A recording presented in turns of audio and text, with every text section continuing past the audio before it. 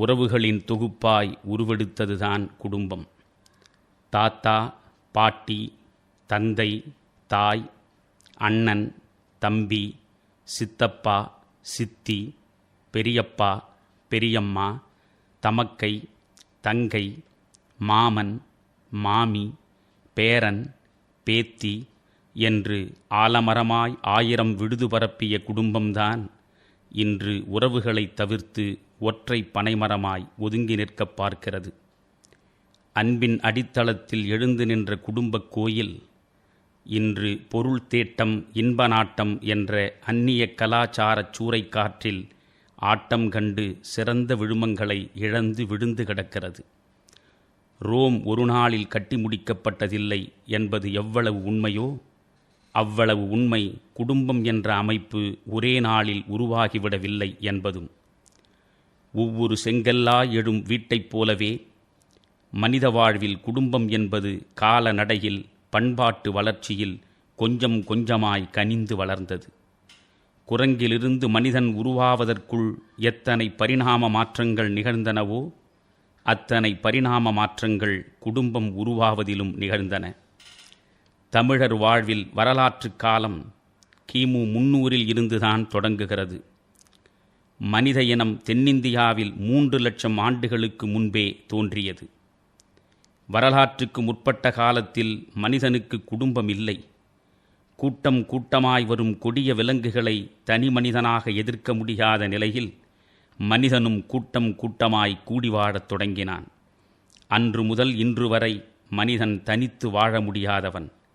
ஜனனத்திலிருந்து மரணம் வரை மற்றவர் துணை தேவைப்படுவதால் மனிதன் விலங்கைப் போல் கூடியே வாழ்கிறான். அதனால்தான் man is a social animal என்றார் பிளாட்டோ. கூடி வாழும் சிந்தனையில் இருந்துதான் குடும்பம் பிறந்தது. ஆனால் அந்த குடும்ப அமைப்பு இன்றிருக்கும் வடிவத்தை வந்தடைய நெடுங்காலமானது. ஆதி மனிதர்கள் கூட்டமாய் சென்று விலங்குகளை வேட்டையாடினர். வேட்டை உணவை அங்கேயே அனைவரும் பகிர்ந்து கொண்டனர். ஒவ்வொரு கூட்டமும் ஒவ்வொரு இனக்குழுவாய் உருவெடுத்தது. ஒவ்வொரு இனக்குழுவுக்கும் இரத்த உறவே அடித்தளமானது. ஒவ்வொருவரும் அனைவருக்குமாய், அனைவரும் ஒவ்வொருவருக்குமாய் என்ற வாழ்க்கை முறையே ஒழுக்கமானது. குழுமணங்களும் பொதுமை பாலுறவும் நியதிகளாயின. தாய் வழிச் சமுதாயம் முதலில் மலர்ந்தது. கால ஓட்டத்தில் வேட்டை சமுதாயம் வேளாண்மை சமுதாயமாய் மாற்றமுற்றது.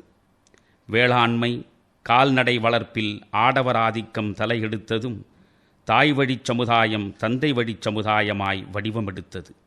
ஆதி பொதுவுடைமை சமுதாயம் அழிந்து தனிச் சொத்துரிமை சமுதாயம் மெல்ல முகம் காட்டியது.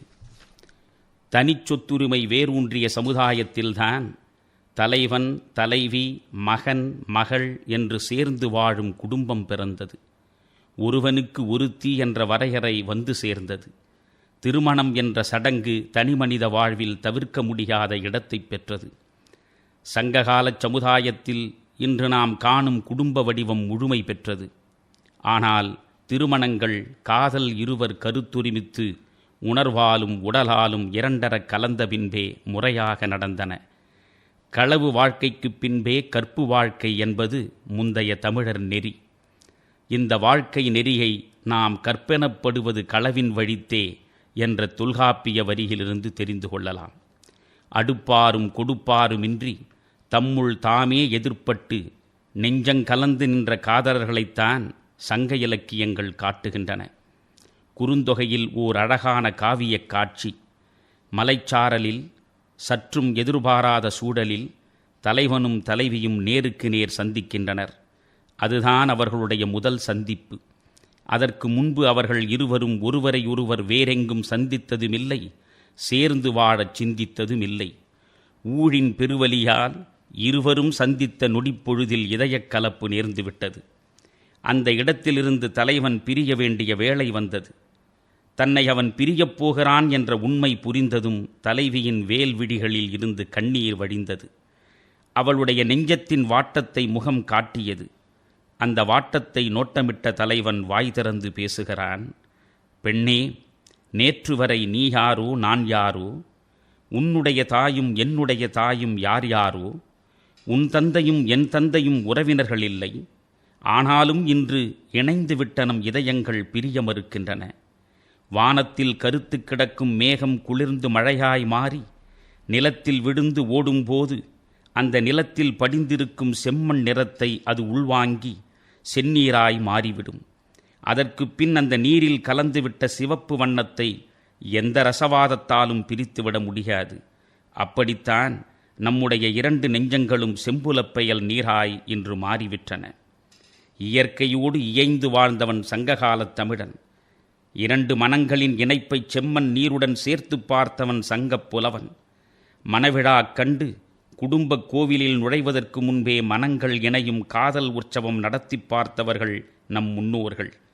இதயக் கலப்பே இல்லறத்தின் அடித்தளம் என்ற இரகசியம் அறிந்தவர்கள் நம் மூதாதையர். யாயும் யாயும் யாராகியரோ எந்தையும் நுந்தையும் எம்முறை கேளிர், யானும் நீயும் எவ்வழி அரிதும் செம்புலப்பெயல் நீர்போல அன்புடை நெஞ்சம் தாம் கலந்தனவே என்ற இந்த சங்கப்பாடல் ஒன்று போதும் தமிழர்தம் அன்பு சார்ந்த காதல் வாழ்வை, காதலர் இருவரின் இணைபிரியாத சங்கமத்தை உலகுக்கு நன்றாக உணர்த்த. ஊரறியாமல் உறவு கொண்டதுதான் காதலர் நடத்திய களவு வாழ்க்கை. இரவுக்குப் பின் பகல் வருவதுதானே இயற்கையின் நியதி. ஊரறியாத களவு நீண்டகாலம் நீடித்தலாகாது. எனவே ஊரறிந்த கற்பு வாழ்க்கைக்கு உற்றார் கூடி முகவரி சேர்க்கும் முயற்சிதான் திருமணம் என்ற சடங்கு. இந்த சடங்குதான் குடும்ப வாயிலுக்கு அனுமதி சீட்டு. அகநானூறு என்னும் அக இலக்கியம்தான் 2000 ஆண்டுகளுக்கு முன்பு தமிழர் நடத்திய திருமணச் சடங்கை நமக்கு அழகாக இனம் காட்டுகிறது. புலர்காலை பொழுதில் வீட்டு முற்றத்தில் மணல் பரப்பி சுற்றிலும் நறுமணம் சூட பூமாலைகளை தொங்கவிட்டு மங்கையர் வாழ்க்கை வெளிச்சத்திற்கு விளக்கேற்றி வைப்பார்கள். மனங்கொள்ளா மகிழ்ச்சியுடன் மங்கலப் பெண்டிர் தலையில் நீர்க்குடமும் புதிய உண்கலமும் சுமந்து முற்றத்தில் முன்னும் பின்னும் வந்து நிற்பார்கள். புதல்வரை பெற்ற பெண்டிர் 4 கற்பு நெறிகாத்து நற்பேற்றினை கணவனுக்கு தந்து கைப்பிடித்தவனின் இதயம் விரும்பும் இனிய மனைவியாகுக என்று வாய் நிறைய வாழ்த்தி குடத்து நீரால் மணமகளை மங்கள நீராட்டுவார்கள். குளிர்ந்த மலர்களையும் நெல்லையும் நீருடன் அவள் மேல் தூவுவார்கள். நீரும் நெல்லும் சேர்ந்து முளைவிடல் போன்று அவள் மனவாழ்வில் பிள்ளைப்பேறு வாய்த்திடுமென்று சூசகமாக அதன் மூலம் அவர்கள் உணர்த்தினார்கள். பின்பு பெற்றோர் நீ பெரிய இற்கிழத்தி ஆகுக என்று நெஞ்சம் நெகிழ்ந்து மகளை வாழ்த்தி மணமகனுக்கு தருவார்கள். இதுதான் அகநானூறு காட்டும் பழந்தமிழர் திருமணம். நம் முன்னோர்களின் இல்லற வாழ்வை இனிதாக காட்டுவது திருக்குறள். அறம் சார்ந்த வாழ்வும் அன்பு சார்ந்த உறவும்தான் தமிழர்தம் குடும்பங்களின் அடித்தளம். அறத்தான் வருவதே இன்பம் என்று நினைத்தவன்தான் தமிழன். அன்பின் வழியது உயிர்நிலை என்று வாழ்ந்தவன்தான் தமிழன். அகவாழ்வின் பண்பாடும் புறவாழ்வின் நாகரீகமும் பழுதுபடாமல் பார்த்து கொண்டதுதான் தமிழினம். ஆனால் இன்று நண்பர்களே, நினைக்கவே நெஞ்சம் நோகிறது. ஆணும் பெண்ணும் சேர்ந்து அன்பு சார்ந்து அறத்தின் வழியில் நடத்துவதுதான் இல்லறம். ஒருத்தியும் ஒருவனும் கூடி வாழும் இடம்தான் வீடு. துன்பங்களிலிருந்து விடுபட்டு ஆன்மா பேரின்பத்தில் திளைப்பதுதான் வீடு பேறு. இறந்த பின்பு அடையும் இன்பத்தை இருக்கும்போதே அடைவதற்கான இடமே வீடு என்ற பெயரில் ஆழ்ந்த அர்த்தத்துடன் நம் முன்னோரால் அழைக்கப்பட்டது. நம் முன்னோர்கள் முட்டாள்கள் இல்லை நண்பர்களே. துன்ப நீக்கமும் இன்ப ஆக்கமும் உள்ள இடம்தான் உண்மையான வீடு. ஆணுக்கு பெண் அடிமை இல்லை. வீட்டை பொறுத்தவரை பெண்ணுக்கே தலைமையை தந்து தமிழினம் மகிழ்ந்தது. தமிழ்மறை பெண்ணை இல்லாள் என்கிறது. இல்லாள் என்றால் இல்லத்தில் இருப்பவள் அன்று, இல்லத்தை ஆள்பவள். ஆணுக்கு இல்லான் என்று தமிழ் சிறப்பு தரவில்லை. இல்லான் என்றால் வறியவனே தவிர இல்லத்தை ஆள்பவன் இல்லை. வடமொழியில் கிரகஸ்தன் என்றால் வீட்டில் இருப்பவன் என்றுதான் பொருள். வீட்டை ஆள்பவன் என்று பொருள் இல்லை. மனைவியை வடமொழி கிரகஸ்தை என்று கூறாமல் கிருகிணி என்றே கூறுகிறது. கிரகஸ்தை என்றால் வீட்டில் தங்குபவள், கிருகிணி என்றால் வீட்டை ஆள்பவள். பெண் வீட்டின் அரசி என்பதுதான் இந்திய பண்பாட்டின் அசைக்க முடியாத அறுபடாத ஆணிவேர். மனித வாழ்க்கையை 4 பருவங்களாக பகுத்து பார்த்தது இந்து மதம். பிரம்மச்சரியம், கிரகஸ்தம், வானப்பிரஸ்தம், சந்நியாசம் என்ற 4 நிலைகளில் கிரகஸ்தமே சமுதாயத்தை தாங்கி நிற்கும் தூண். அதனால்தான் இல்வாழ்வான் என்பான் இயல்புடைய மூவர்க்கும் நல்லாற்றின் நின்ற துணை என்றார் வள்ளுவர். துறந்தார்க்கும் தூவாதவர்க்கும் இறந்தார்க்கும் இல்வாழ்வான் என்பான் துணை என்றும் வலியுறுத்துகிறார் வள்ளுவர். குடும்பம் என்பது தன்னுடைய மனைவி மக்களை மட்டும் போற்றி பாதுகாக்கும் வீடு என்று சுயநலமாய் நம் மூதாதையர்கள் வரையறை செய்து வாழவில்லை நண்பர்களே. துறவிகளுக்கும் வறியவர்க்கும் அனாதைக்கும் அகதிக்கும் பிணியாளர்க்கும் முதியவருக்கும் குருடருக்கும் செவிடருக்கும் முடவருக்கும் முடியாதவர்க்கும் முடிந்தவரை உதவியாயிருப்பதே இல்வாழ்க்கையின் இலக்கணம் என்று வாழ்ந்த புண்ணிய பூமி இது. தன் பெண்டு, தன் பிள்ளை, சோறு, வீடு, சம்பாத்தியம் இவை உண்டு தானுண்டு என்று வாழ்வதன்று இல்வாழ்க்கை. அது அன்று வள்ளுவர் காட்டும் வாழ்க்கை பாதை. குடும்பத் தலைவன் சேமிக்கும் செல்வத்தை 5 பிரிவுகளாக பகுக்க வேண்டும். ஒரு பங்கு நாம் இந்த மண்ணில் பிறப்பதற்கு காரணமான மறைந்த நம் முன்னோர்க்கு பிதிர்க்கடன் செய்ய, 2வது பங்கு தெய்வக்கடன் ஆற்ற, 3வது பங்கு நமக்கு எவ்வகையிலும் உறவில்லாத புதியவர்கள் வீடு தேடி வந்தால் அவர்களுக்கு விருந்தோம்ப, 4வது பங்கு நம் சுற்றத்தாரின் நலம் காக்க, 5வது பங்கு முந்தைய 4 பேருக்கும் துணையாயிருக்கும் நமக்காக. இதுதான் வள்ளுவர் போதிக்கும் இல்வாழ்க்கை அறம். தென்புலத்தார், தெய்வம், விருந்து, ஒக்கல், தான் என்றாங்கு 5புலத்தாறு ஓம்பல் தலை என்பது வள்ளுவம். சேமிக்கும் செல்வம் அனைத்தும் நம் குடும்ப உறுப்பினர்களுக்கு மட்டுமே செலவழிக்கப்பட வேண்டும் என்ற சிந்தனை, தான் ஈட்டிய பொருள் தன் புலன் நுகர்வுக்காகவே என்ற கொள்கை இன்றைய சமூகத்தை பற்றியிருக்கும் பெருநோய். தன்னலத்தில் மனித பிறவிக்கு எந்த மகத்துவமும் இல்லை நண்பர்களே. தன்னுடைய மடிக்காம்பில் சுரக்கும் பாலை என்றும் தானருந்த முடியாது என்பதுதான் இயற்கையின் சட்டம். பசுவின் பால் கன்றுக்கு, தாயின் பால் குழந்தைக்கு, மனிதரின் வாழ்க்கை மற்றவர் நலனுக்கு என்பதுதான் வாழ்க்கை. அன்புள்ள மனிதனால் ஒருபோதும் சுயநலமாய் வாழ முடியாது, அப்படி வாழவும் கூடாது. திருமூலர் ஒரு நல்ல குடும்பத்தின் நல்லடையாளமாக 4 செயல்களை 4 வரிகளில் விளக்குகிறார். ஒவ்வொரு தனி மனிதனுக்கும் இந்த பாடலே வேதம். யாவர்க்குமாம் இறைவர்க்கொரு பச்சிலை, யாவர்க்குமாம் பசுவுக்கொரு வாயுரை, யாவர்க்குமாம் உண்ணும் போதொரு கைப்பிடி, யாவர்க்குமாம் பிறர்க்கு இன்னுரைதானே. கோடி கொடுத்து கனகாபிஷேகம் செய்தால்தான் கடவுள் மகிழ்வான் என்றில்லை. ஒரு பச்சிலை இட்டு ஆண்டவனை அன்பு கனிய வழிபட்டாலே போதும். நம்மை நாடி நிற்கும் பசுவுக்கும் பூனைக்கும் நாய்க்கும் காக்கைக்கும் ஒருவாய் உணவு கொடுத்தால் போதும். அம்மா பசியென்று வாயிலில் நிற்கும் வறியவர்க்கு ஒரு கைப்பிடி உணவிட்டால் போதும். வாய் திறந்து பேசும்போது வன் சொற்களை தவிர்த்து இசையைப் போல் இனிய வார்த்தைகளை தேர்ந்தெடுத்து பிறரை நலம் விசாரித்தால் போதும். இவற்றை செய்ய இந்த உலகில் யாரால்தான் இயலாது? மருந்தே ஆயினும் விருந்தோடுன் என்ற முதுமொழி பிறந்த மண்ணல்லவா இது? பசித்திருப்போருக்கு உணவளியுங்கள், பிணியாளரை பார்த்து வாருங்கள், அடிமைகளை விடுதலை செய்யுங்கள் என்று நபிகள் பெருமான் தன் தோழர்களை வேண்டிக் கொண்டார். வீடுகளிலேயே மிகச்சிறந்த வீடு ஓர் அனாதை நல்ல முறையில் ஆதரிக்கப்படும் வீடேயாகும். ஓர் அனாதை அழும்போது உகுக்கும் கண்ணீர் அருள்மிக்க ஆண்டவனின் கைகளில் படுகிறது என்று அருளுரை வழங்கினார் அண்ணலார். ஏழைக்கும் எளியவர்க்கும் இறங்குபவனே பிதாவின் அன்பை பெற முடியுமென்றார் இயேசுபிரான். உன் தோட்டத்தில் மரத்தை ஒருமுறை உலுக்குவதுடன் நிறுத்திக்கொள். மரத்தில் எஞ்சிய பழங்கள் பரதேசிகளுக்கும் அனாதைகளுக்கும் ஆதரிப்பாரற்ற விதவைகளுக்கும் பயன்படட்டும் என்கிறது யூத வேதம். நம்முடைய புராணங்களும் இதிகாசங்களும் காப்பியங்களும் 2 கடமைகளை நமக்கு நினைவூற்றுகின்றன நண்பர்களே. ஒன்று குடும்பக் கடமை, மற்றொன்று சமுதாயக் கடமை. பெற்றோர்க்கும் குழந்தைகளுக்கும் சுற்றத்தார்க்கும் செய்யும் குடும்பக் கடமையை யாரும் தொண்டு என்று கொண்டாடுவதில்லை. நெஞ்சத்தால் நேரடி தொடர்பற்றவர்க்கும் உவகையுடன் செய்யும் உதவிதான் என்றும் உயர்வானது. பிரிந்த கோவலன் மாதவியின் மீதிருந்த மையல் மறைந்ததும் மீண்டும் கண்ணகியுடன் இணைந்தான். புதுவாழ்வு பெற அவளோடு மதுரையை அடைந்தான். அடைக்கலம் தந்த இடைக்குலப்பெண் மாதரியின் வீட்டில் மனைவியிடம் மனம் திறந்து பேசினான். கண்ணகியை கண்கலங்க விட்டு விடுதலறியா விருப்புடன் மாதவியோடு மகிழ்ந்திருந்த செயலுக்காக வருந்தினான். அப்போது கண்ணகி, மாதவியோடு நீ இருந்ததற்காக நான் வருந்தவில்லை, உன்னோடு சேர்ந்து இல்லறக் கடமைகளை நிறைவேற்றாமற் போனதற்காகவே நான் வருந்தினேன் என்றாள்.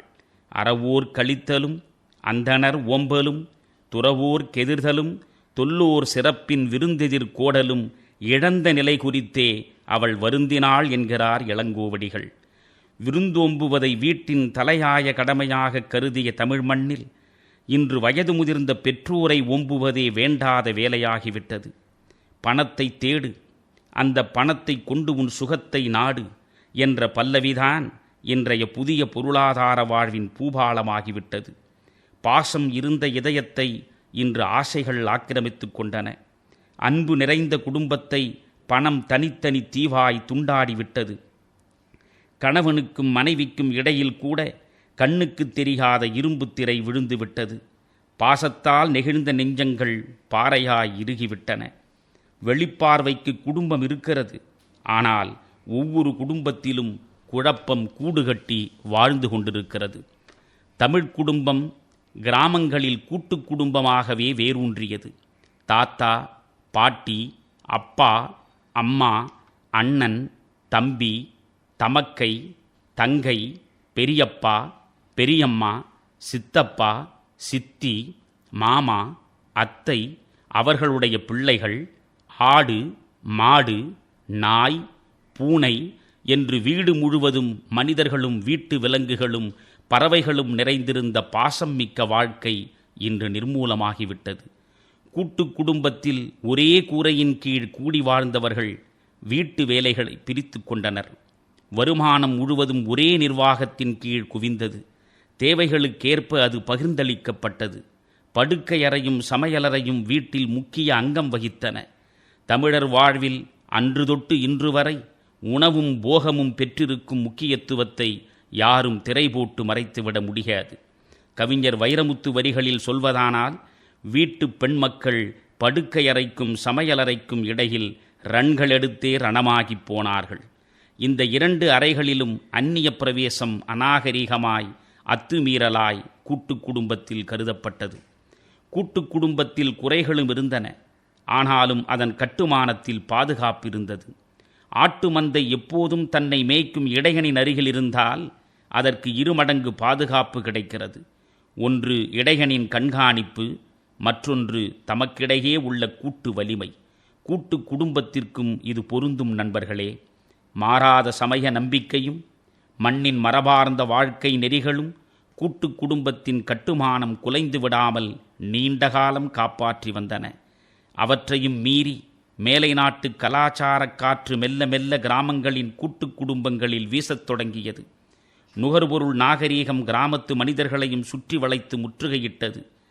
கல்வி வளர்ச்சி வேலை தேடி நகர்ப்புறங்களை நாடும் இளைஞர்களின் எண்ணிக்கையை பெருக்கியது.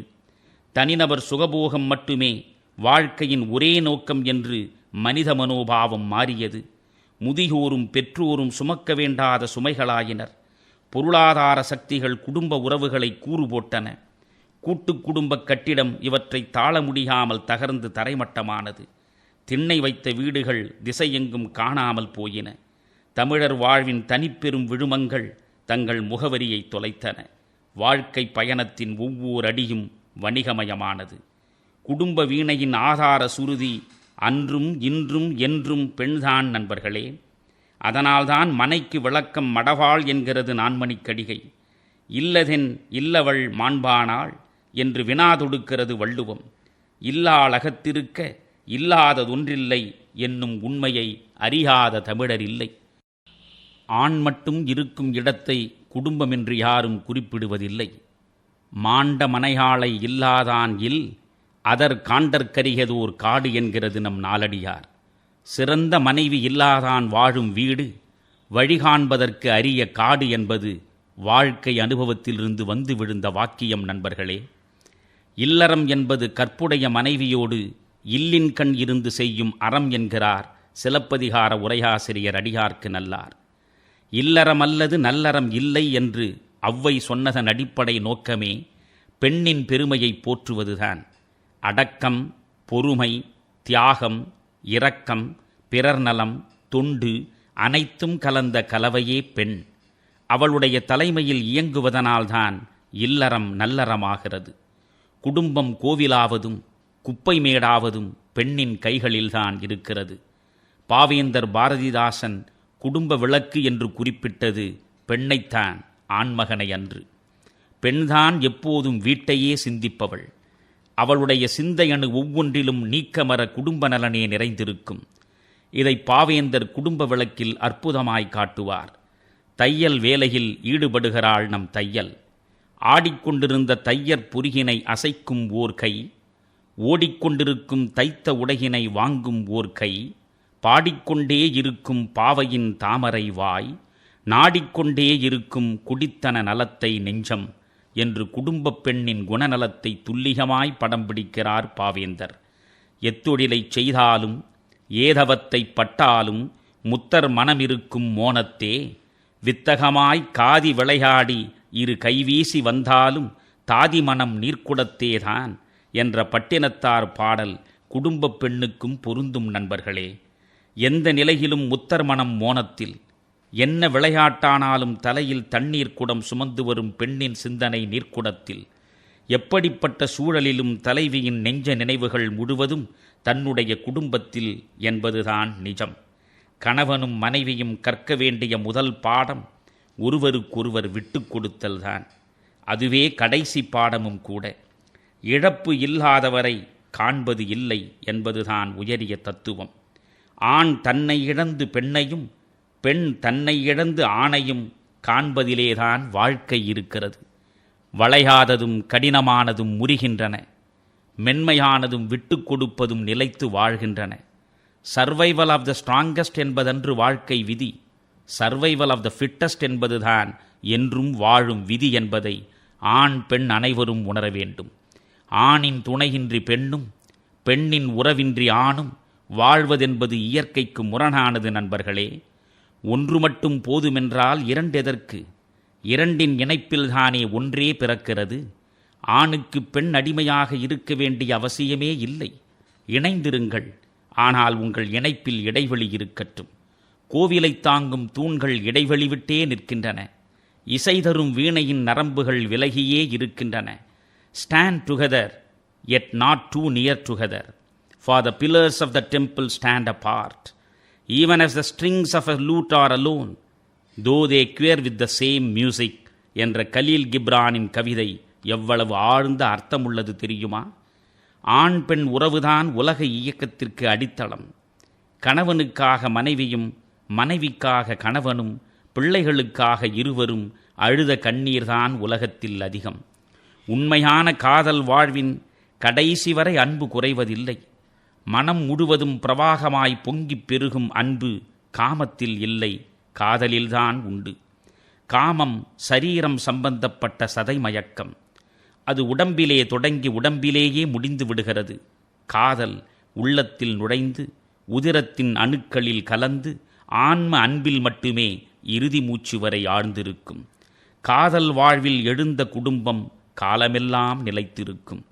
அங்கேதான் நான் பேச நினைப்பதெல்லாம் நீ பேச வேண்டும், நான் காணும் உலகங்கள் நீயாக வேண்டும் என்ற உணர்வு எழும்.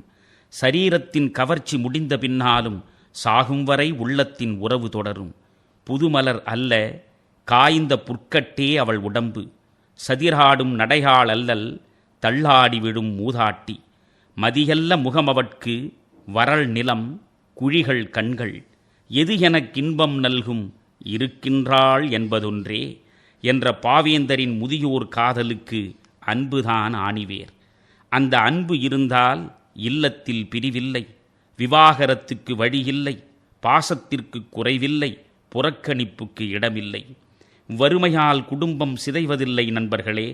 அன்பின்மையால் தான் கூட்டு குடும்பம் சிதைந்து தனி குடும்பமானது, தனி குடும்பமும் தகர்ந்து தனி மனிதர்களானது. குடும்பத்தின் தலைவியும் தலைவனும் ஒருவர் மீது ஒருவர் அன்பை பொழிய வேண்டும். அன்பிலே தோய்ந்து, அன்பிலே நனைந்து, அன்பிலே தவழ்ந்து, அன்பிலே வாழ்ந்து, அன்பிலேயே ஐக்கியமாவதுதான் இனிய காதல் வாழ்வின் இலக்கணம். 6 அறிவுள்ள மக்களின் அன்பு வாழ்க்கைக்கு 5 அறிவுள்ள விலங்குகளின் காதல் வாழ்வை காட்சிப்படுத்துகிறது நம் சங்க இலக்கியம்.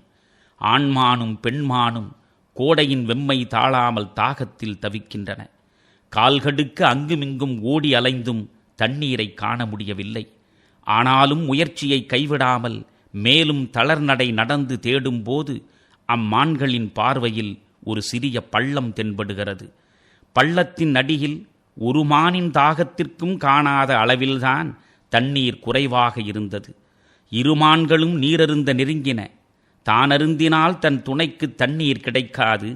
அருந்துவது போல் பாவனை செய்தால் தன் தாகம் தீராவிடினும் தன் துணையின் தாகம் தீர்ந்துவிடும் என்று 2 மான்களும் ஒரே மாதிரி சிந்தித்து நீரில் வாய் வைத்து அருந்துவது போல் நடிக்கின்றன. நீரின் அளவு குறையாமல் அப்படியே இருக்கிறது. இந்த மான்களின் அன்பு மனிதர்களுக்கு இருந்தால் குடும்ப ஓவியம் சிதையுமா? இருவரில் உயர்ந்தவர் யார் என்ற எண்ணம் கணவன் மனைவிக்கு இடையில் எழக்கூடுமா? விவாகரத்துக்காக நீதிமன்றங்களில் போய் நிற்கும் அவலம் நேருமா? யோசிக்கும் வேளையில்தான் உண்மைகள் புரியும். குறுந்தொகை காட்டும் இன்னொரு காட்சி. ஆண் குரங்கு இறந்து விடுகிறது. காதல் மிக்க பெண் குரங்கு கைமை கோலம் பூண்டு வாழ விரும்பவில்லை. தானும் உடனே இறக்க துடிக்கிறது. ஆனால் கூட இருக்கும் குரங்கு குட்டியை அது நினைக்கிறது. சாவை பற்றிய சிந்தனையை கொஞ்சம் தள்ளி போடுகிறது. குட்டி குரங்கு தன் வயிற்றிலிருந்து நீங்கி மரக்கிளையை பற்றி கொள்ளும் காலம் வரை அது காத்திருக்கிறது. அதற்கு பின்பு மலை உச்சியில் ஏறி நின்று அங்கிருந்து அடிவாரத்தில் விழுந்து மரணத்தை முத்தமிடுகிறது. ஆண் குரங்கின் மீதுள்ள அளப்பரிய காதல், தன் குட்டி சொந்த கால்களில் நிற்கும் வரை அதை காக்க கருதும் பொறுப்பு ஒரு பெண் குரங்கிடம் இருந்ததை எவ்வளவு அழகாய் காட்டுகிறது நம் தமிழ் இலக்கியம். வாழ்க்கையை பிரதிபலிக்கும் கண்ணாடிதானே இலக்கியம். மானும் குரங்கும் நடத்திய வாழ்க்கையை இங்கே ஆணும் பெண்ணும் நடத்தத் தொடங்கினால் ஒவ்வொரு குடும்பமும் ஒரு கோயிலாகும். தவறுவது மனித இயல்பு. குற்றம் பார்க்கில் சுற்றம் இல்லை என்பது முதுமொழி.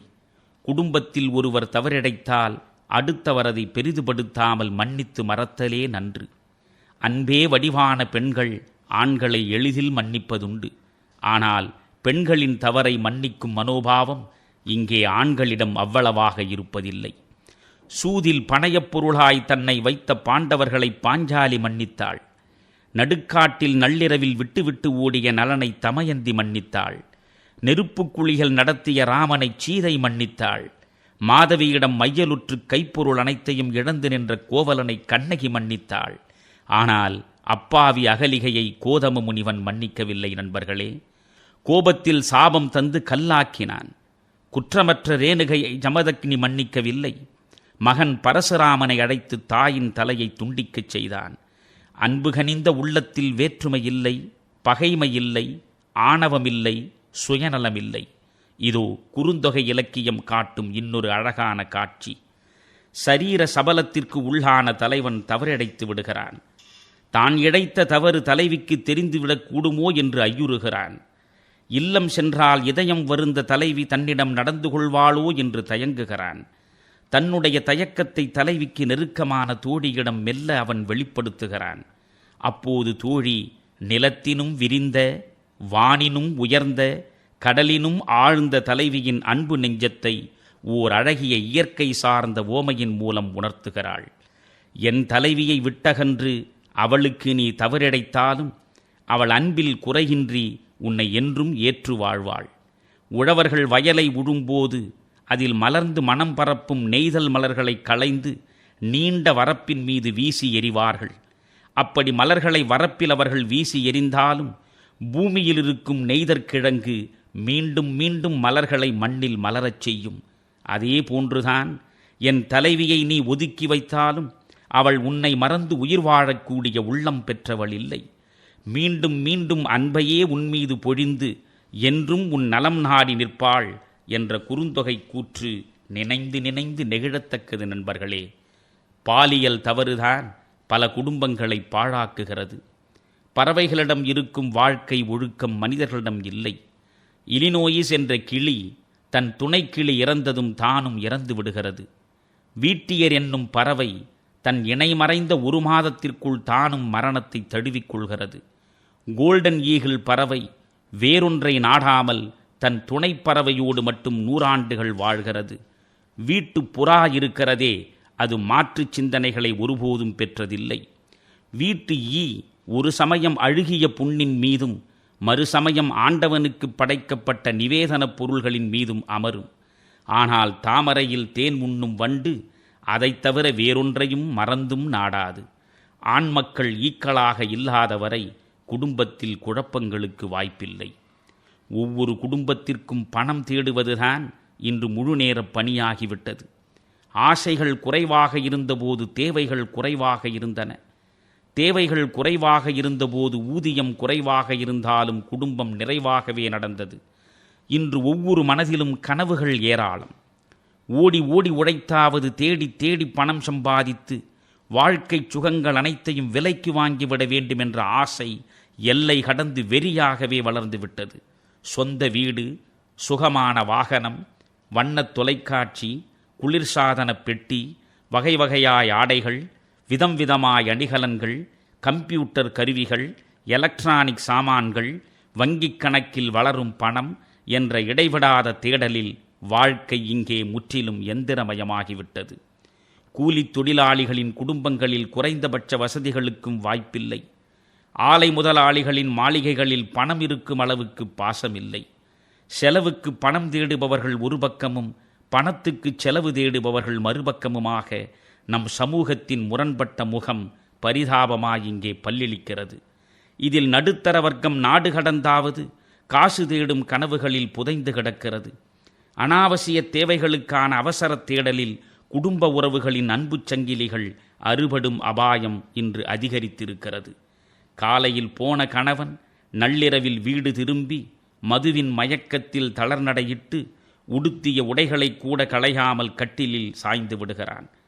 பார்த்து பார்த்து பட்டுடுத்தி தேர்ந்து தேர்ந்து நகையணிந்து ஒப்பனை பூச்சுக்களுடன் வீதி உலா புறப்படும் மனைவி மாதர் சங்கத்திற்கும் மணமகிழ் மன்றத்திற்கும் தோழியரின் வீடுகட்கும் போய் வந்த களைப்பில் கணவனின் வருகைக்காக கூட காத்திருக்க முடியாமல் கண்ணுறங்குகிறாள். பாசத்திற்காக இயங்கும் பிள்ளைகள் படிக்கவும் பசியாரவும் படுத்துறங்கவும் பொழுதுபோக்கவும் பணியாட்களுக்காக காத்திருக்கின்றனர். கோடிக்கணக்கில் பணம், கூடி கழிக்க பங்களா, ஆடி கழிக்க 1000 வசதிகள் வாழ்க்கை தரத்துக்கு வெளிச்சம் போட்டாலும் அங்கே வாழ்வியல் தரமில்லை. கூரையின் கீழிருந்து கூழ் குடித்தாலும் உன் கண்ணில் நீர் வடிந்தால் என் நெஞ்சில் உதிரம் கொட்டுமென்று கணவனுக்காக மனைவியும் மனைவிக்காக கணவனும் பிள்ளைகளுக்காக பெற்றோரும் பெற்றோருக்காக பிள்ளைகளும் உருகி உருகி தவித்து அன்பு செலுத்தும் வீட்டில்தான் வாழ்வியல் தரம் வாழ்கிறது. தேவையை எவ்வளவு அதிகப்படுத்துகிறோமோ அவ்வளவு சாந்தி குறையும், சௌக்கியம் குறையும், நிம்மதியும் திருப்தியும் மறையும், தரித்திரம் துக்கம் உண்டாகும். தற்போது பொருளாதார தேவைகளை அதிகமாக்கிக் கொண்டே போவதைத்தான் வாழ்க்கை தரம் என்கிறார்கள். இதை விட்டு ஒவ்வொருவரும் மனசினால் உயர்ந்த வாழ்க்கை தரத்தை உயர்த்தி கொள்ள வேண்டும். மனநிறைவு வெளிவஸ்துக்களால் ஒரு நாளும் கிடைக்காது. வெளிவஸ்துக்களை சேர்க்க சேர்க்க மேலும் மேலும் சௌகரியத்துக்கே ஆசைப்பட்டு புது புது வஸ்துக்களை கண்டுபிடித்து வாங்கிக் கொண்டேதான் இருப்போம். நமக்கு அது வேண்டும் இது வேண்டும் என்று சதா அரிப்பு இருக்கிற வரையில் நாம் தரித்திரர்கள்தான். இப்போது கோடீஸ்வரனிலிருந்து எல்லோருக்கும் இந்த குறை இருப்பதால் எல்லோருமே இங்கே தரித்திரர்கள்தான். யாருக்கும் நிறைவில்லை, பழைய நிம்மதியும் இல்லை என்ற பரமாச்சாரியாரின் கூற்றை நாம் கொஞ்சம் பரிசீலித்து பார்ப்பது நல்லது. செல்வம் என்பது சிந்தையின் நிறைவே, அல்கா நல்குரவு அவாவெனப்படுமே என்றார் குமரகுருபரர். அல்கா நல்குரவு என்றால் அழியா வறுமை என்று பொருள். ஆசை உள்ளவரை ஒருவன் ஏழைதான் என்கிறார் குமரகுருபரர். 100 ரூபாயில் மனம் நிறைவடைந்து விட்டால் அவன் பணக்காரன். கோடி இருந்தும் குறை இருந்தால் அவன் பரம ஏழை. நிம்மதி என்பது பணம் தருவதன்று நண்பர்களே, நிறைவடைந்த மனம் தருவது. Happiness comes not from without but from within என்பதே உபனிஷதம். மகிழ்ச்சி வெளியில் இல்லை, அது உனக்குள் இருக்கிறது என்பதுதான் மனிதன் மறக்கக்கூடாத மகத்தான தத்துவம். இதைத்தான் கவிஞர் கண்ணதாசன் ஒரு திரைப்படப் பாடலில் படிப்பறியா பாமரர்க்கும் புரியும்படி மிகவும் எளிமையாக இதுவே சுகமென்று எண்ணிவிட்டால் போதும், அதுவே சுகமாய்விடும். இன்பமும் துன்பமும் வெளியினில் இல்லை, இதயமே உருவாக்கிடும் என்கிறார். இந்த 4 வரிகளும் 4 வேதங்களின் சாரம். ஒருவன் நெய்யூற்றி நெருப்பை அணைக்க முடியாது. யாரும் ஒன்றை அனுபவித்து அதன் மீதுள்ள ஆசையை முற்றாக மனதிலிருந்து அகற்றிவிட முடியாது. நெய் ஊற்ற ஊற்ற நெருப்பு பெருநெருப்பாய் வளரும். ஒன்றை அனுபவிக்க அனுபவிக்க ஆசைத்தீ அணையாமல் கொழுந்துவிட்டு எரியும். அதனால்தான் தாயுமானவர் ஆசைக்கூர் அளவில்லை என்றார். நிலம் முழுவதையும் கட்டியாண்டாலும் நீர் மீதும் ஆட்சி செய்ய நெஞ்சம் நினைக்கும். குபேரனுக்கு நிகராக பணம் குவிந்து கிடந்தாலும் இரும்பை பொன்னாக்க இதயம் துடிக்கும். 80 வயதை எட்டிப்பிடித்த பின்னாலும் இன்னும் ஒரு 100 ஆண்டு வாழ காயகற்பம் தேடி ஆசை மனம் அலையும். இதுதான் உலகம், இதுதான் வாழ்க்கை. ஆசைக்கூர் அளவில்லை, அகிலமெல்லாம் கட்டி ஆளினும் கடல் மீதிலே ஆணை செலவே நினைவர். அழகேசன் நிகராக அம்பொன் மிக வைத்த பேரும் நேசித்து ரசவாத வித்தைக்கு அலைந்திடுவர். நெடுநாள் இருந்த பேரும் நிலையாகவே இன்னும் காயகற்பம் தேடி நெஞ்சு புண்ணாவர். எல்லாம் யோசிக்கும் வேளையில் பசிதீர உண்பதும் உறங்குவதுமாக முடியும். நம் முன்னோர்கள் மனித மனத்தை எவ்வளவு துல்லியமாக எடை போட்டு பார்த்திருக்கிறார்கள் என்பதற்கு இந்த பாடல் ஒரு சரியான சான்று. எந்த ஒன்றும் எல்லை மீறினால் துன்பமே. வாழ்க்கையில் மரணம் மறைந்திருப்பது போல் இன்பம் என்று நாம் நினைக்கும் ஒவ்வொன்றிலும் துன்பம் மறைந்திருக்கிறது. விளக்கின் அடியில் இருள் இருப்பது போல் இன்பத்தின் மடியில் துன்பம் இளைப்பாறுகிறது. நம்மில் பலர் பணத்தை தேடுவதிலேயே இழக்கக்கூடாத இளமையை தொலைத்து விடுகின்றனர். பணம் மெத்தையை வாங்கும், தூக்கத்தை வாங்குமா? கடிகாரத்தை வாங்கும், நேரத்தை வாங்குமா? மருந்தை வாங்கும், ஆரோக்கியத்தை வாங்குமா? புத்தகத்தை வாங்கும், அறிவை வாங்குமா? வீட்டை வாங்கும், அதை அன்பு தவழும் நல்ல குடும்பமாக்குமா? ஆழமாய் சிந்திக்க வேண்டும் நண்பர்களே. தேனில் விழுந்த எறும்புக்கு தேனே கல்லறையாவது போல் நாம் தேடும் இன்பம்தான் பல நேரங்களில் நமக்கே கல்லறையாகிறது. ஆமையை சமைத்து உண்பவர்கள் குளிர்ந்த நீரில் வசித்து விரைத்து கிடக்கும் அதை எடுத்து உலையிலிடுவார்கள். உலை நீரின் வெப்பம் தொடக்கத்தில் வெதுவெதுப்பாய் மாறி ஆமைக்கு இதமான இன்பம் தரும். அந்த இன்பத்தில் ஈடுபடும் ஆமை நின்றும் ஓடியும் கொதிகலனில் அங்கும் இங்கும் ஆனந்த கூத்தாடும். உலை நீரின் வெப்பம் ஏற ஏற இன்பம் துன்பமாகும். பின்பு கொதிக்கும் கலனே அந்த ஆமைக்கு கல்லறையாகும். ஊமை மனிதர்கள் உலகத்தில் இருக்கலாம், ஆனால் ஆமை மனிதர்கள் தெளிவற்று இன்பம் இன்பமென்று தேடித் திரியலாமோ என்கிறார் அப்பர். உலையை ஏற்றி தழலெறி மடுத்த நீரில் திளைத்து நின்றாடுகின்ற ஆமை போல் தெளிவிலாதேன் என்று தன்னை முன்னிலைப்படுத்தி தமிழினத்தை திருத்த முனைகிறார் திருநாவுக்கரசர். இல்லம் என்பது இன்பத்தை மறுதலிக்கும் இடமில்லை. வாழ்க்கை இன்பத்திற்காகவே வளர்த்தெடுக்கப்பட்டதுதான் குடும்பம். எல்லா உயிர்களும் இன்பத்தையே நாடுகின்றன. அந்த இன்பத்தை அடைவதற்கு பணம் ஒரு பாதை என்பதும் உண்மை. நியாயமான இன்பங்களுக்கு அளவான பணம் போதும். இல்வாழ்க்கையின் இனிமைக்கு பணத்தை விட அன்பு சார்ந்த மனம்தான் அவசியம். ஒன்றன் கூராடை உடுப்பவரே ஆயினும் ஒன்றினார் வாழ்க்கையே வாழ்க்கை என்கிறது கலித்தொகை. இருப்பது ஓர் ஆடை, அதை 2 கூறாக்கி இருவரும் அணிந்தால்தான் மானங்காக்க முடியும். அந்த அளவு வறுமை. அப்படிப்பட்ட வறுமையிலும் கணவனும் மனைவியும் ஒன்றிணைந்து வாழும் வாழ்க்கைதான் உண்மையான வாழ்க்கை, உயர்ந்த வாழ்க்கை. இந்த வாழ்க்கைக்கு அடித்தளம் காகித பணம் அன்று, அன்பில் தோய்ந்த கருணை மனம். வில்லியம் ஹோல்மன் ஹண்ட் என்ற இங்கிலாந்து ஓவியர் முன்பு ஒரு ஓவியம் தீட்டினார். கர்த்தர் இயேசு ஒரு கையில் பந்துடன் அழகிய பூச்செடிகள் சூழ அமைந்திருந்த வீட்டின் கதவை மறுகையால் தட்டுவது போன்ற அந்த அழகான ஓவியத்தை நண்பர் பார்த்தார். அந்த ஓவியத்தில் ஒரு பெரிய தவறு இருப்பதாக கூறினார். என்ன தவறு என்று வில்லியம் அமைதியாக கேட்டார். கதவில் கைப்பிடி இல்லையே என்றார் நண்பர். ஓவியர் சிரித்துக்கொண்டே, நான் வரைந்திருப்பது மரக்கதவல்ல, மனக்கதவு என்றார். மனக்கதவா என்று குழப்பத்துடன் நண்பர் விழிகளை வியப்பாக்கினார். ஆம் நண்பரே, ஒவ்வொருவரும் உள்ளக்கதவை தானாக திறந்து வைத்து அடுத்தவரை அன்போடு வரவேற்றால் வருபவர் யாரும் வாசலில் நின்று கைப்பிடியை தேடும் கட்டாயமில்லையே. வெளியே இருந்து தட்டுவதற்கு முன்பு உள்ளே இருந்து உள்ளம் திறக்க வேண்டும் என்பதுதான் இந்த ஓவியம் சொல்லும் தத்துவம் என்றார் ஹண்ட். நம்முடைய குடும்பங்களில் நாம் அனைவரும் தட்டினால் திறக்கும் மரக்கதவங்களோடு தட்டாமலே அன்பினால் தானாய் திறக்கும் மனக்கதவங்களையும் மறவாமல் திறந்து வைப்போம். இன்றைய பொருளாதார சமூக அமைப்பு மனிதனை அழகியல் உணர்வற்ற நடமாடும் எந்திரமாக்கிவிட்டது. மனிதனுக்கு நிலா பார்க்க, நட்சத்திரங்களின் கண் சிமிற்றலை ரசிக்க, வானம் வரையும் வண்ண ஓவியங்களை கண்டுகளிக்க, கடலலைகள் கால்களை தழுவ கடற்கரை மணலில் காலார நடந்து போக, புல்லில் படுத்து புரள, பூக்களின் சிரிப்பில் மயங்க, குழந்தையின் மழலையில் குதூகலிக்க, தாயின் மடியில் தலை சாய்த்து கதை பேச, மனைவியின் சமையலை ருசித்து புசிக்க, புலர்காலை பொழுதில் புள்ளினங்களின் இசையில் இதயம் தோய்ந்து நிற்க நமக்கு இப்போது நேரமே இல்லை நண்பர்களே. தன் குழந்தைக்கான தாய்ப்பாசம் ஞாயிற்றுக்கிழமைக்கு தள்ளி போடப்படுகிறது. இருவர் வேலைக்கு போய் திரும்பும் இல்லங்களில் இரவு உறவை தவிர இதய உறவு இறுகிப் போய்விட்டது. மனம் விட்டு பேச நேரமில்லாததால் எண்ண அழுத்தங்களில் மாரடைப்பு அதிகரிக்கிறது. நெஞ்சில் வைத்து பாசம் பொழிந்து வளர்க்கத் தவறியதால் பிள்ளைகள் வளர்ந்ததும் பெற்றோரை புறக்கணிக்கின்றன. அன்பும் ஆதரவும் வீட்டில் கிடைக்காததால் மூலைக்கு மூலை முதியோர் இல்லங்கள், அனாதை விடுதிகள் முளைக்கத் தொடங்கிவிட்டன.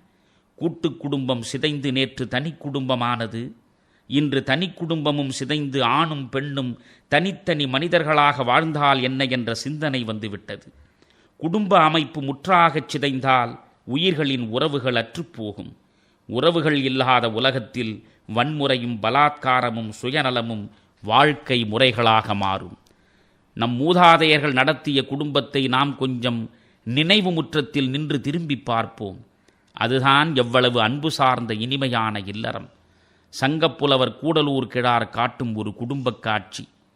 அவள் செல்வ குடும்பத்தில் பிறந்து செல்லமாய் வளர்ந்த மகள். மணமுடித்து கனவுகளோடு கணவன் வீடு புகுந்தாள். பிறந்தகத்தில் சமையலறை இருக்கும் திசை தெரியாமல் வாழ்ந்தவள் புக்ககத்தில் கணவனுக்காக தானே விரும்பி தயிர் குழம்பு தயாரிக்க அடுப்படி தேடி நடந்தாள். கட்டித் தயிரை காந்தல் மலர் போன்ற விரல்களால் மெல்ல பிசைந்தாள். யோசித்து யோசித்து தயிர் குழம்புக்கு சேர்க்க வேண்டியதைச் சேர்த்தாள். தாளிக்க வேண்டிய தருணம் வந்தது. பாத்திரத்தை அடுப்பின் மேல் பதமாக வைத்தாள்.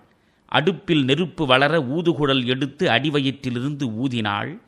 ஈர விறகாயிருந்ததால் கண்களில் புகை மேகம் மண்டியது. கைகளால் தன் குவளை மலர் கண்களை கசக்கினாள். அடுத்து தாளிப்பில் ஈடுபட்டாள். அந்நேரம் பார்த்து இடுப்புச் சேலை தளர்ந்தது. புத்தம் புதுச்சேலை என்றும் பாராமல் தயிர் பிசைந்த கையால் தொட்டு அதை சரி செய்தாள். தயிர் குழம்பு தயார். கணவன் வந்தான். ஆசையோடு அவள் அவனுக்கு உணவு பரிமாறினாள். தயிர் குழம்பை ஊற்றினாள். இனிது இனிது என வாய் திறந்து பாராட்டிய வண்ணம் கணவன் ரசித்தும் ருசித்தும் உண்ட காட்சியில் அவள் உள்ளம் மகிழ்ந்தது. சமையலறை சிரமங்கள் எல்லாம் சந்தோஷ அருவியாய் அவள் விழிகளில் வடிந்தது. முளிதயிர் பிசைந்த காந்தள் மெல்விரல், கழுவுறு கலிங்கம் கழாது உடீயி, குவளை உண்கண் குய்ப்புகை கமழ, தான் உழந்து அட்ட தீம்புளிப்பாகர், இனிது எனக் கணவன் உண்டலின் நுண்ணிதின் மகிழ்ந்தன்று ஒண்ணுதல் முகனே. இந்த காட்சியில் நம் முன்னோர்களின் அன்புமயமான குடும்பம் எவ்வளவு இயல்பாய் முகம் காட்டுகிறது. சங்க இலக்கியம் காட்டும் இன்னொரு இனிய படுக்கையறை காட்சி. கணவனும் மனைவியும் குழந்தையும் உறங்குவதற்கு படுக்கைக்கு சென்றனர். தந்தை தாளாத பாசத்துடன் புதல்வனை தழுவிக்கொண்டான். புதல்வனை பெற்றதாயோ கணவனையும் மகனையும் சிந்தை மகிழச் சேர்த்தணைத்து கொண்டாள். இப்படி தழுவித் துயிலும் இன்பத்திற்கு இந்த பரந்த உலகமே ஈடாகாது என்கிறது ஐங்குறுநூறு. புதல்வர் கவையினன் தந்தை, மென்மொழி புதல்வன் தாயோ இருவரும் கவையினள், இனிதுமன்ற அவர் கிடக்கை, நனிகிரும் பரப்பின் இவ்வுலகுடன் உருமே. குடும்பம் என்பது பாசப்பறவைகளின் சரணாலயம் என்பதை இந்த பாடல் நமக்கு சொல்லவில்லையா? உடம்பொடு உயிரிடை என்ன மற்றென்ன மடந்தையொடு எம்மிடை நட்பு என்று வள்ளுவர் காட்டும் தலைவன் பேசுகிறான். கணவன் மனைவி உறவு உடலுக்கும் உயிருக்கும் உள்ள உறவு என்கிறான். இந்த உயிரும் உடலும் இணைந்திருப்பதல்லவா இல்லறம் என்கிறான். இன்றிருக்கும் இல்லறம் எப்படி நடக்கிறது? மரபின் மைந்தன் முத்தையா என்ற கோவை கவிஞர் இன்றைய பல குடும்பங்களின் போலி உறவையும் பொய்மை கோலத்தையும் அவற்றின் மூடுதிரை விலைக்கு நிஜமுகம் காட்டுகிறார். விரிந்த கரம் போல் நகரம், கரத்தில் பிரிந்த விரல்களாய் வீதிகள், விரலில் ஒதுங்கிய நகம் போல் வீடுகள், அங்கே நகங்களில் அழுக்காய் நீயும் நானும். உயிரும் உடம்புமாய் நீயும் நானும் என்றான் பழந்தமிழ் பண்பாட்டுக் கணவன். உயிரில்லாத உடம்பு, உடம்பில்லாத உயிர் என்று இரண்டையும் பிரித்து பார்க்க எவராலும் முடியாது. அப்படி பிரித்தால் அங்கே வாழ்க்கை கிடையாது. ஆனால் இன்று நுகர்பொருள் நாகரீக குடும்பத் தலைவன் நகங்களில் அழுக்காய் நீயும் நானும் என்கிறான். விரல்களின் அழுக்கை அகற்ற நகத்தை வெட்டி எறிவது போல் நம் விவாகப் பிணைப்பை எப்போது விரும்பினாலும் வழக்கு மன்றத்தில் முறித்து கொள்ளலாம். அதன்பின் அவரவர் பாதை அவரவர் பயணம் என்று உறவு முடிச்சுக்களை எவ்வளவு எளிதாய் அவிழ்த்து விடுகிறான். இந்த அன்பற்ற கலாச்சார வீழ்ச்சியிலிருந்து குடும்பங்கள் காக்கப்பட வேண்டாமா? நல்ல குடும்பங்கள் சிதையாமல் இருக்க நான் சில ஆலோசனைகளை உங்கள் முன் வைக்கிறேன் நண்பர்களே. மனம் விட்டு பேசாமையால்தான் பிரச்சனைகள் பெரிதாகின்றன. யாரும் யாருக்கும் அடிமை இல்லை. யாரும் யாரிடத்தும் அஞ்ச வேண்டியதும் இல்லை. அச்சமிருக்கும் இடத்தில் அன்பிருப்பதில்லை. நாம் ஆண்டவனிடம் கூட அஞ்சுவது இல்லை, அன்புதான் செய்கிறோம். அதனால்தான் டாக்டர் ராதாகிருஷ்ணன் இந்தியர்கள் காட் லவ்விங் பீப்புள், மற்றவர்கள் காட் ஃபியரிங் பீப்புள் என்றார். கடல் இருந்தால் அலை இருக்கும், குடும்பம் என்றால் பிரச்சனை இருக்கும். எந்த பிரச்சனைக்கும் மௌனம் முடிவல்ல நண்பர்களே. பேசுங்கள், மனம் விட்டு பேசுங்கள். பேசித்தீராத பிரச்சனை என்று உலகத்தில் ஒன்றுமே இல்லை. பேசும்போது ஒருவரை ஒருவர் குறை கூறாதீர்கள். குறை கூறுதல் ஒரு வீட்டுப்புறா மாதிரி. அனுப்பியவரிடமே அது திரும்ப வந்து சேரும். விமர்சன பள்ளங்களில் அவசரப்பட்டு விழுந்து விடாதீர்கள். முடிந்தவரை குறைகளை மறந்து நிறைகளாய் எண்ணுங்கள். ஆண்டவன் அளித்திருக்கும் ஆசீர்வாதங்களை நெஞ்சம் திறந்து பாராட்டுங்கள். வன்மையான வார்த்தைகளை விலக்கி வையுங்கள். எப்போதும் எவரிடத்தும் இனிமையாய் பேசுங்கள். புன்னகையே நல்லுறவின் திறவுகோல் என்பதை நம்புங்கள். இன்முகம் காட்டுவதே ஒரு தர்மம் என்று இஸ்லாம் சொல்கிறது. எதிர்மறை செயல்களை கைவிடுங்கள். எதிர்த்து பேசுதல், புறம் பேசுதல், தடை போடுதல் போன்றவற்றை தயவு செய்து தவிர்த்து விடுங்கள். உங்கள் வீட்டு தேவை எவையென பட்டியல் போடுங்கள். வசதியை விட அடிப்படை தேவைகளே நமக்கு முக்கியம் என்று உணருங்கள். அடுத்தவரோடு உங்களை ஒருபோதும் ஒப்பிடாதீர்கள். இந்த ஒப்பீடுதான் நம் அமைதியின் முதல் எதிரி. காலமறிந்து எதையும் செய்யுங்கள். விதைப்பதற்கு ஒரு நேரம், அறுப்பதற்கு ஒரு நேரம் என்பதை நினைவில் வையுங்கள். செய்தக்க அல்ல செய்யக்கெடும், செய்தக்க செய்யாமையானும் கெடும் என்ற குறளை எப்போதும் மறந்து விடாதீர்கள். கணவனும் மனைவியும் பேசும்போதும், பிள்ளைகளிடம் பேசும்போதும், பெரியவர்களிடம் பேசும்போதும் அளவாய் அளந்து பேசுங்கள். எதை சொல்வது என்பதை விட எதை சொல்லாமல் இருப்பது என்பதுதான் அறிவின் அடையாளம். குடும்பத்தில் ஒருவர் தவறை ஒருவர் மன்னியுங்கள். இயன்றவரை இதயபூர்வமாய் சமரசம் காணுங்கள். வெள்ளையர் ஆதிக்கத்திலிருந்து கருப்பர்களின் உரிமை காத்த நெல்சன் மண்டேலா வெள்ளையரிடம் வெறுப்பை வெளிப்படுத்தாமல் let us forgive, reconcile and reconstruct our nation என்றார். மன்னிப்போம், சமரசம் காண்போம், நாட்டை புனர் நிர்மாணம் செய்வோம் என்றார் மண்டேலா. நாம் மன்னிப்பில், சமரசத்தில் வீட்டை புனர் நிர்மாணம் செய்வோம். எதிர்மறையாக சிந்திப்பதையும் செயற்படுவதையும் விட்டுவிடுங்கள். as a man thinketh so easy என்கிறது பைபிள். எண்ணமே வாழ்வு என்பதை எப்போதும் நெஞ்சில் நிறுத்துங்கள். எதை நினைக்கிறாயோ நீ அதுவாகிறாய் என்பதுதான் பிரமகீடக நியாயம் என்னும் தத்துவ தரிசனம். தேஜோமயோ தேஜோமய, காமமயோ காமமய, குரோதமயோ குரோதமயோ, தர்மமயோ தர்மமயஸ் என்கிறது பிரகதாரண்ய உபநிடதம். ஒளியை பற்றி சிந்திப்பவன் ஒளிமயமாவான், காமத்தை பற்றி சிந்திப்பவன் காமமயமாவான், கோபத்தை பற்றி சிந்திப்பவன் கோபமயமாவான், தர்மத்தை பற்றி சிந்திப்பவன் தர்மமயமாவான். எண்ணிய எண்ணியாங்கு எய்துப எண்ணியர் திண்ணியராகப் பெறின் என்கிறது வள்ளுவம். எண்ணிய முடிதல் வேண்டும், நல்லவே எண்ணல் வேண்டும் என்கிறான் பாரதி. நன்று கருது, நாளெல்லாம் வினை செய், நினைப்பது முடியும் என்று நல்வழி காட்டுவதும் அவனே. எதிர்மறையாக பேசுவோர், சிந்திப்போர் இவர்களிடமிருந்து விலகி நில்லுங்கள். நல்ல நம்பிக்கைகளை வளர்த்தெடுப்பதையே வாழ்க்கை விரதமாக கொள்ளுங்கள். எமில் கூவே என்ற பிரெஞ்சு மனவியல் மருத்துவர் எதிர்மறை கருத்துக்களை எடுத்தெறிந்துவிட்டு நல்ல நம்பிக்கைகளை நெஞ்சில் விதைப்பதன் மூலம் பல்லாண்டு நோயில் படுத்திருந்தோரும் நலம் பெற்று எழுந்து நடக்க முடியும் என்று நிரூபித்தார். Day by day, in every வே, ஐ ஆம் கெட்டிங் பெட்டர் அண்ட் பெட்டர். ஒவ்வொரு நாளும் ஒவ்வொரு நிலையிலும் நான் மேலும் மேலும் நலம் பெற்று வருகிறேன் என்ற எமில் கூவேயின் வாசகம் வளர்ச்சியை விரும்பும் மனிதர்களுக்கு வரம்போல் வந்த வாழ்க்கை வேதம். நாளைய உலகம் நம் பிள்ளைகள் கையில். ஒவ்வொரு நாளும் குழந்தைகளோடு சிறிது நேரமாவது செலவழியுங்கள். அன்பாய், கனிவாய், மகிழ்வாய் அவர்களுடன் வார்த்தையாடுங்கள். கட்டளை விலங்குகளை கால்களில் பூட்டி சுதந்திரச் சிறகுகளை வெட்டி முறித்து வீட்டை சிறையாய் மாற்றிவிடாதீர்கள்.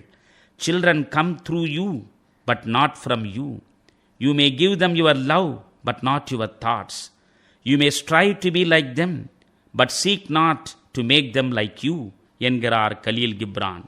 குழந்தைகள் உங்கள் மூலமாக வந்தவர்கள், ஆனால் உங்களிலிருந்து வந்தவர்கள் இல்லை. அவர்களுக்கு உங்கள் அன்பை கொடுங்கள், ஆனால் உங்கள் சிந்தனைகளை வழங்காதீர்கள். அவர்களைப் போல் நீங்கள் இருக்க முயலுங்கள், உங்களைப் போல் அவர்களை மாற்ற முயலாதீர்கள் என்ற கலீல் கிப்ரானின் கருத்துகள் காலம் காலமாய் நம்முள் பழகி வந்த பழைய கருத்தேற்றங்களுக்கு முற்றிலும் முரணாய் முகம் காட்டுகின்றன. ஆனால் அவருடைய புதிய சிந்தனையில் உளவியல் உண்மைகள் நாற்காலி போட்டு உட்கார்ந்திருக்கின்றன. நண்பர்களே, நீ டாக்டராக வேண்டும், என்ஜினியராக வேண்டும் என்று நம் ஆசைகளை குழந்தைகளின் மேல் திணிக்கக்கூடாது. நம் கனவுகளுக்கேற்ப அவர்கள் நடக்காத போது தண்டச்சோறு, உருப்பட மாட்டாய், மாடுதான் மேய்ப்பாய், குட்டிச்சுவர் என்றெல்லாம் எதிர்மறையாக வசைபாடக்கூடாது. குழந்தை பருவத்திலிருந்து 20 வயது இளைஞனாகும் வரை ஒருவன் பெற்றோர், ஆசிரியர், நண்பர்கள், உறவினர் போன்றோரிடம் 1,20,000 முறை எதிர்மறை வார்த்தைகளை கேட்பதாக ஓர் ஆய்வு சொல்கிறது. ஒவ்வொரு கட்டத்திலும் மனம் நிறைந்து வாழ்த்தும் போதுதான் மனிதர்கள் வளர்ச்சியடைகிறார்கள். குழந்தைகளுக்கு நீங்கள் ஆசிரியர்களாக இருக்காதீர்கள். தோள் மீது அன்போடு கைபோட்டு உடன் செல்லும் நண்பர்களாய் மாறுங்கள். உங்களுக்கு வாழ்க்கையின் முதல் பாடம் ஒன்று சொல்கிறேன், கோபப்படாதீர்கள். குடும்பக் கோட்டையை துளைப்பது நம்முடைய கோபக்குண்டுகள்தான். கோபத்தோடு எழும் எவனும் நட்டத்தோடு அமர்கிறான் என்பதுதான் வாழ்க்கை நமக்கு தரும் அனுபவம். கர்வமுள்ளவன் கடவுளை இழக்கிறான், பொறாமைக்காரன் நண்பனை இழக்கிறான், கோபக்காரனோ தன்னையே இழக்கிறான். தனி மனித கோபத்தில்தான் இந்த மண்ணில் எத்தனையோ குடும்பங்கள் அழிந்திருக்கின்றன. கோபம் வரும்போது குடும்பத்தில் உள்ள ஒவ்வொருவரும் புத்தரைப் போல் நடந்து கொள்ளுங்கள். ஒரு கிராமத்தின் வழியே புத்தர் வந்தார். அங்கிருந்த மக்கள் அவரை வசைபாடினர். புத்தர் அமைதியாகச் சிரித்து கொண்டே நின்றார். உங்களுக்கு கோபம் வரவில்லையா என்று கிராம மக்கள் ஆச்சரியத்துடன் கேட்டனர். எனக்கு வேண்டாததை நான் எப்போதும் வாங்கிக் கொள்வதில்லை. வழங்கியவர்களிடமே நான் அதை திருப்பித் தந்து விடுவேன் என்றார் அந்த மகான். அவர்களுக்கு புரியவில்லை.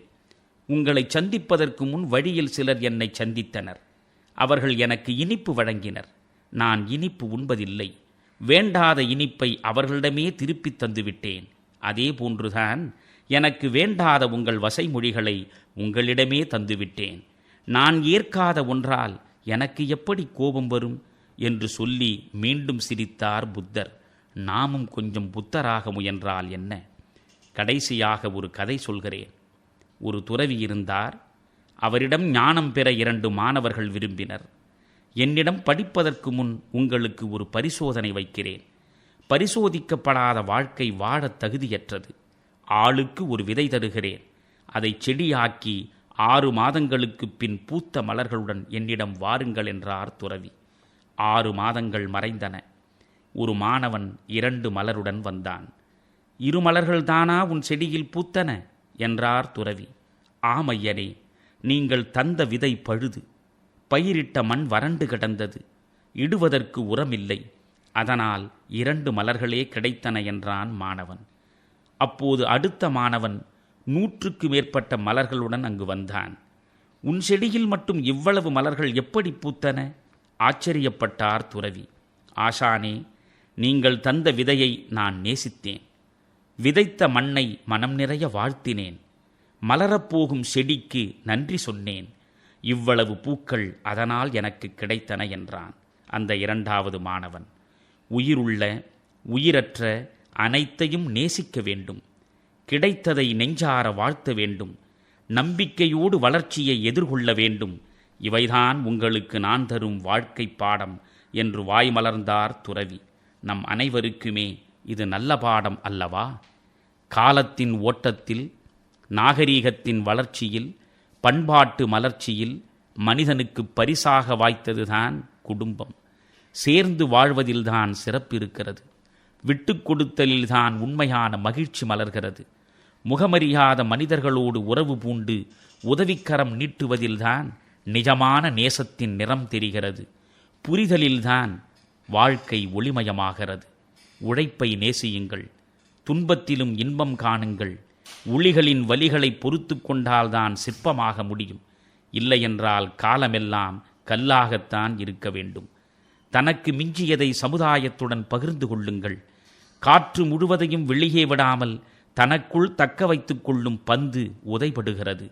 ஒரு துளையில் வரும் காற்றை தனக்கென்று வைத்துக் கொள்ளாமல் மறுதுளையில் வழி அனுப்பும் புல்லாங்குழலை உதடுகள் முத்தமிடுகின்றன. வயது முதிராத குழந்தைக்கும் வாழ்ந்து முடித்த முதியவர்க்கும் அடுத்தவர் உதவி அவசியம் நண்பர்களே. அன்பெனும் வரத்தை ஆதரவு கரங்களால் அவர்களுக்கு வழங்காமல் போனால் அடுத்த பிறவியிலும் நாம் சபிக்கப்படுவோம். பெற்றோரை புறக்கணித்த பிள்ளைகள் அதைவிட மோசமான புறக்கணிப்பை தங்கள் பிள்ளைகளிடம் அடைவது சத்தியம். நாம் அனைவரும் அன்பை விதைத்து அன்பையே அறுவடை செய்வோம். உலகம் ஒழுங்காயிருக்க நாடு ஒழுங்காயிருக்க வேண்டும். நாடு ஒழுங்காயிருக்க குடும்பம் ஒழுங்காயிருக்க வேண்டும். குடும்பம் ஒழுங்காயிருக்க தனி மனிதன் ஒழுங்காயிருக்க வேண்டும். தனி மனிதன் ஒழுங்காயிருக்க அவனுடைய இதயம் ஒழுங்காயிருக்க வேண்டும் என்றார் பேரறிஞர் கன்ஃபூஷியஸ். நாடு முழுவதும் நல்ல குடும்பங்கள் உருவாகட்டும். கணவனின் கண்களாய் மனைவி மாறட்டும். மனைவியின் மனமாய் கணவன் விளங்கட்டும். இருவரின் பாசமழையில் பிள்ளைகளின் இதயம் நனையட்டும். பிள்ளைகளின் ஆதரவு நிழலில் பெற்றோர் இளைப்பாறட்டும். வாழ்க்கையில் சபிக்கப்பட்ட வறியவர்களுக்கு செல்வக் குடும்பங்கள் சரணாலயங்களாகட்டும். அன்பு தழைக்கட்டும். அருள் சுரக்கட்டும். அமைதி மலரட்டும். ஒவ்வொரு குடும்பமும் ஒழுங்காய் நடந்தால் வாழ்வில் நூறானந்தம், வாழ்வே பேரானந்தம்.